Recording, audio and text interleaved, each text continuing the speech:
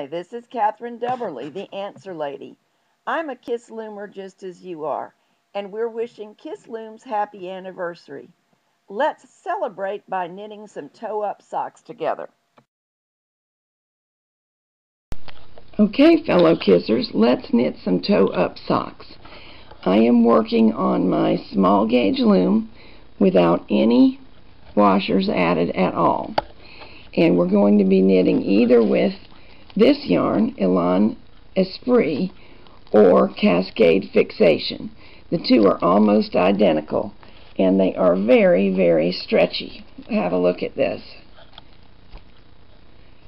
Can you believe how much stretch that is? And that's a cotton yarn with elastic in it.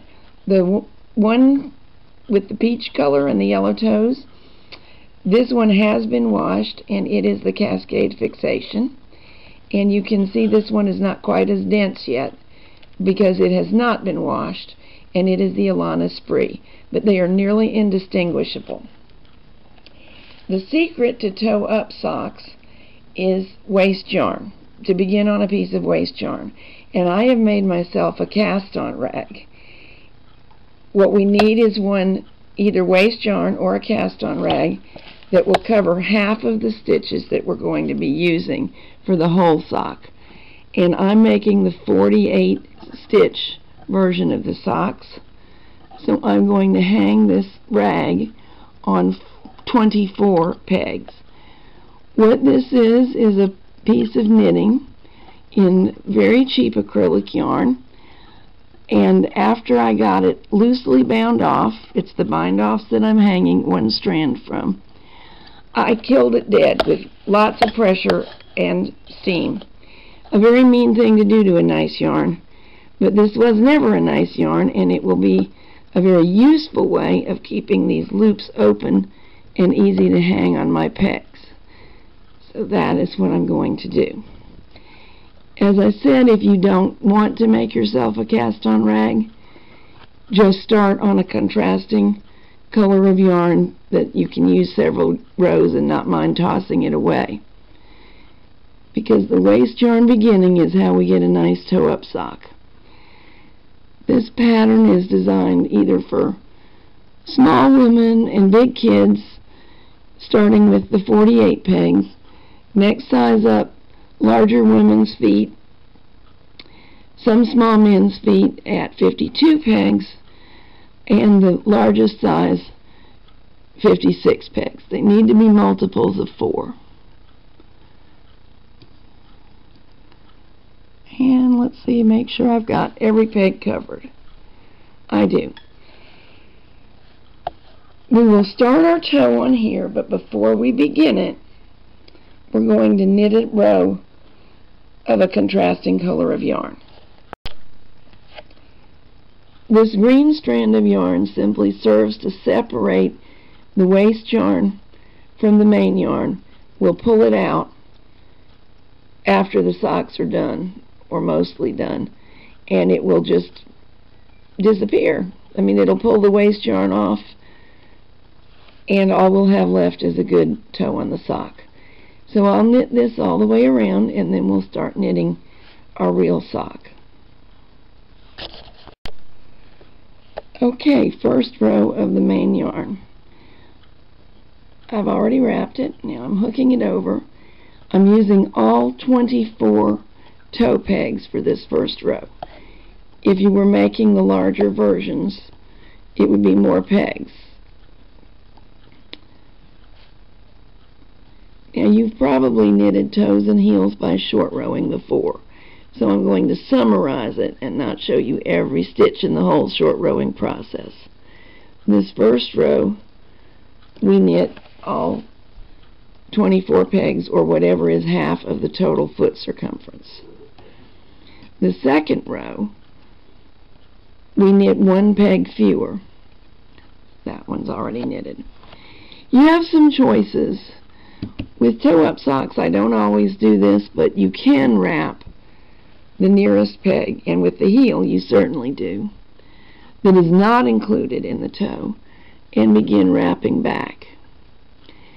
The trick with this strongly elastic yarn is coming up with just enough tension in your hand to take advantage of the stretch and engage it without canceling it out by stretching it till it's gone. Now it's gone. Now it's all there. And I want to be somewhere in between in my wrapping. It's more art than science, but you will find that you get comfortable with it and you are quite even with your wrap after just a few rows. Here we come up to peg 23, which I just wrapped that one. And we're going to wrap peg 24, but we will not knit it. And I'll go all the way back, knitting these off. The following row, we'll start with this peg, wrap around to this one, and wrap but not knit this one, and go back and forth so the rows get shorter and shorter till we're knitting the number of rows that we are going to end up with for just the point of the toe. Then we'll start enlarging. I just completed the shortest row, which is 8 stitches on this one. 1, 2, 3, 4, 5, 6, 7, 8. So at this point, we begin to short row out. The first part is called short rowing in. So we're going to wrap this peg, knit the 8 that were just knitted, 6, 7, 8, and 1 additional, and then wrap that peg. And we'll continue adding a peg every row till they're all back in work. Alright, the entire toe is made, and next comes the whole secret of a toe-up sock. We're going to find the first main yarn loop that's knitted right through the green contrasting yarn and hang it on the first empty peg. And we're going to go all the way around doing that. We have made things much easier for ourselves by using this yarn with the elastic content, because it just stretches and pops over the pegs with no trouble at all. Even so, it's unbelievably easy to miss a loop. So we're going to go slowly and double check when we get to the other side to make sure we in fact got every single one.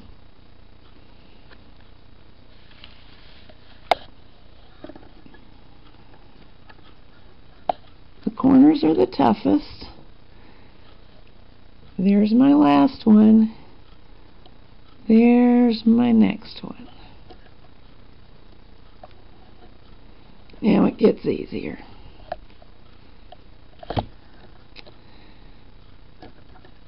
Now when we get these all hung, we will simply begin knitting around and around for whatever length the foot is needed for the sock. And we can simply ignore the waste yarn and the contrasting green strand. Eventually we'll pull it out. But it's not necessary or desirable to do anything with it right at first. Okay, toe is hung. Here's the toe pouch. And now we're just going to go around and around, knitting until it's time for the heel. Alright, let's have a look at where I am. I've just knitted the heel, and I knitted it exactly in the same manner as I knitted the toe.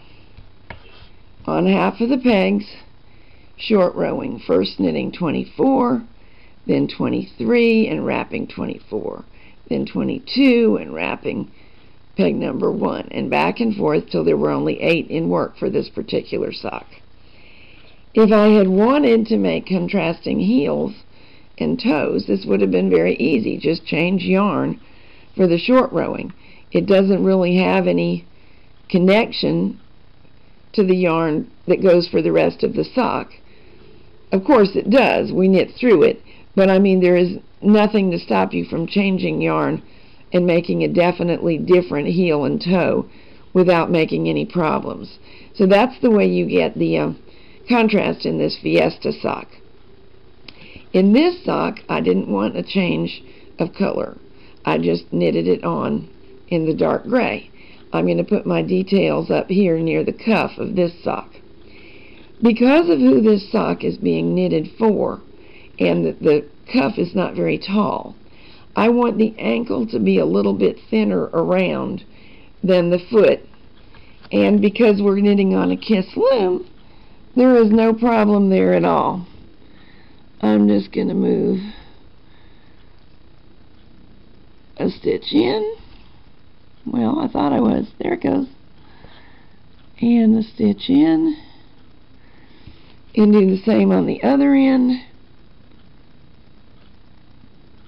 So I'm making a decrease of 4 stitches in total. And then loosen these. Slide over till the pins make a straight line with each other.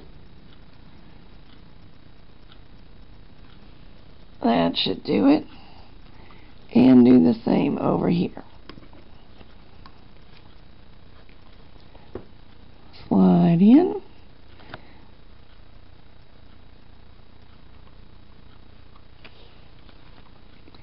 If you were knitting tall socks, you either would not do this, or you would do it, but then you would increase again.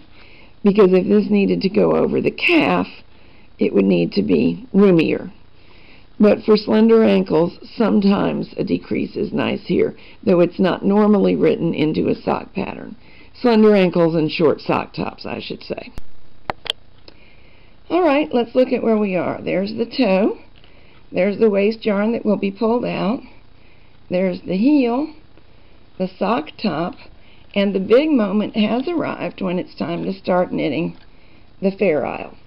Normally, I would not suggest fair isle all the way around a sock top, because the presence of these floats makes the top less stretchy than usual and harder to get over your foot. Plus, your toenails like to snag in them, so it's not a great idea. However, we have this wonderfully stretchy yarn, so our foot will go in fine, and we're going to use the smallest possible fair isle pattern so as to avoid the snagging problem. And once this is washed, it'll pull in tight enough. There is something a little non-traditional I prefer to do. I am going to begin my contrasting yarn without knotting it off in any way, starting knitting it every other peg, and just leaving a tail hanging. I'm going to leave a tail hanging at the very end, and then I'm going to tie them together. I know this is not the done thing, and many people believe that God will strike you dead if you put knots in knitting, but I think that part is not true. And what will happen in a high wear situation like a sock is if it's not nicely secured, these things will back out. Now, I will bury the yarn tails when you're not looking, weaving them in and out of the fabric. But I do not think up here above the ankle it's going to irritate the leg, so I'm going to do it this way. If it just drives you crazy, do it in some traditional way and don't follow my lead in that. Here is where our working yarn is. So I'll continue around with the working yarn going needles 1, skipping 2, 3, 5, and now we'll start working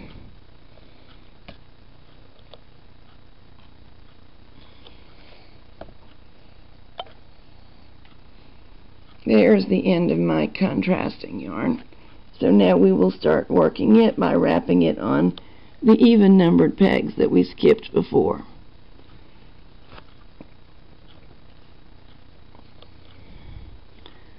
I like to hook my last wrapped stitch over first just because it locks everything into place.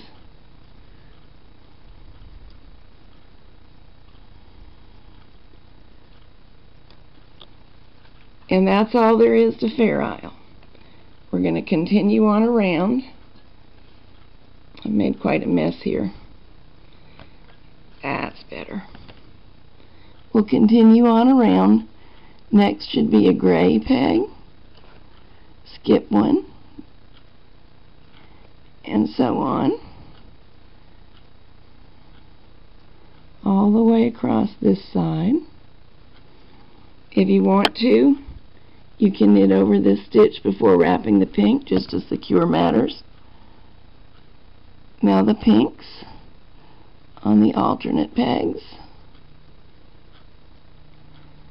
Now what we will do is make one complete round exactly like this, and the next round we will hitch over, oh, I already knew that one, so that whereas on this one the odd numbers are gray and the even numbers are pink, on the next round it will be the even numbers that are gray and the odd numbers that are pink. And that is how we'll get this little checked pattern.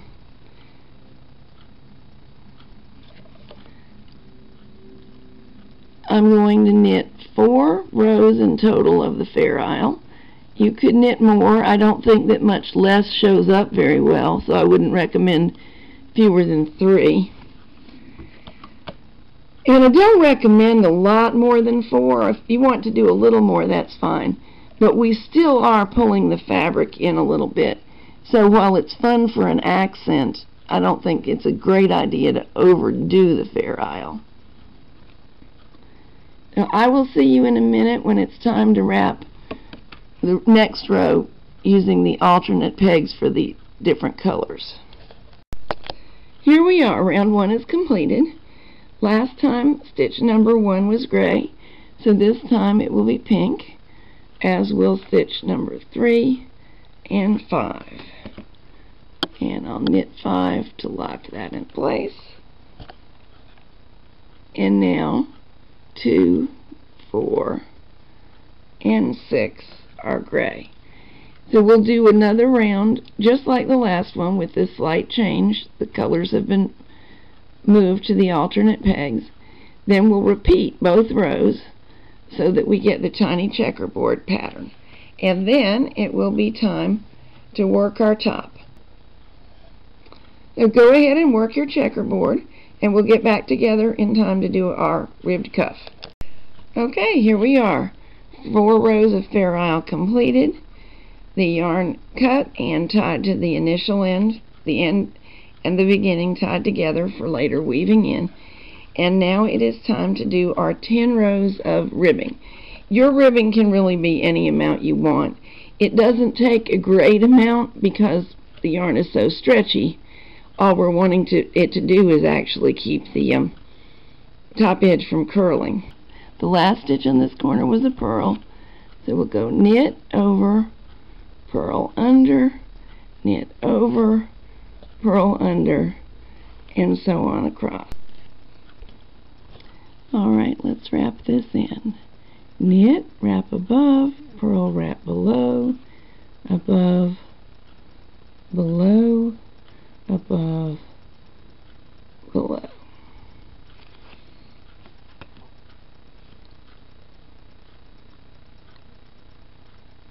And pull up the stitch and hang it.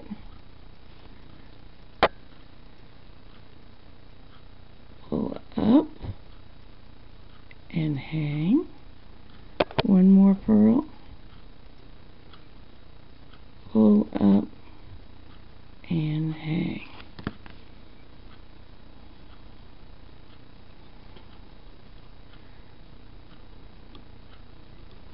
We have reached the exciting moment where we're going to remove this waste yarn. This one contrasting row that was knitted in without any fastenings of any kind, we're just going to try to pull it out. If it doesn't pull easily, we'll snip it in a couple of places. But if you select a smooth yarn, it usually does pull out. And we pull the waste off of it. Give the stitches a tug, and it has disappeared. There is your toe-up sock. Doesn't really matter whether the join is on the top or the bottom. I do have some crumbs on this, or fuzz or something, because it's completely flat. It won't irritate your feet no matter what. There it is. Now let's have a look at the piece of waste yarn I removed. This is a bound off edge, and I used only one strand of it to hang, and therefore it's prominent, and I can use it to hang for another sock in the future.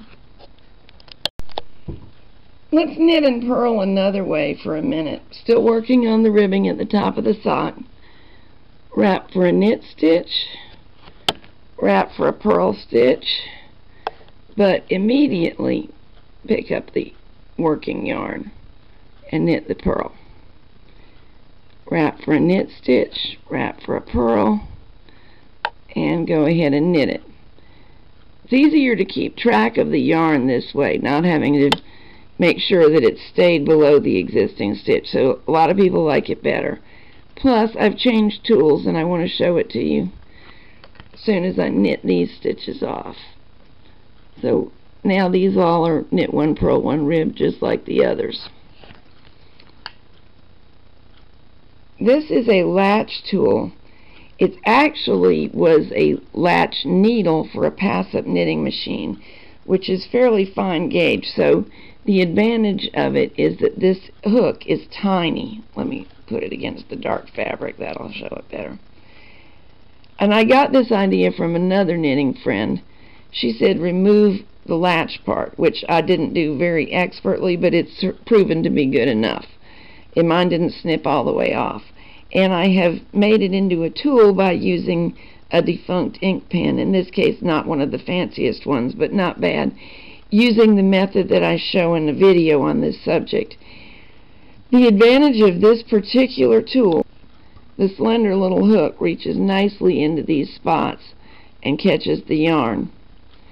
And if you're working with the slim looms with the pegs turned sideways, you may find that quite helpful. I know that I have been. So that's just another little thought. Alright, the ribbing is all done, and now all we have to do is bind off. Any method that you like that is neat and adequately stretchy for the sock top is acceptable. What I'm showing here is the transfer bind off. So called because we transfer one stitch to the next peg over, wrap it as though you wrapping normally, knit both of the existing loops over the new stitch, transfer the new stitch to the next peg, and repeat all the way around. This makes a chain stitched looking edge. It's similar to taking a crochet hook and the working yarn and picking up each stitch one after the other and crocheting through them with the working yarn, but it doesn't look identical. The positioning of the chain stitch is a little bit different. So both methods are completely acceptable, and I use them interchangeably, but I try to use only one within a project because they don't look absolutely identical. Whoops, almost forgot to transfer. I think I've got enough edge to pull up a little piece so you can get a look at it. And as soon as we get all the way around, we'll cut the tail, pull it through the last stitch, and this sock will be done.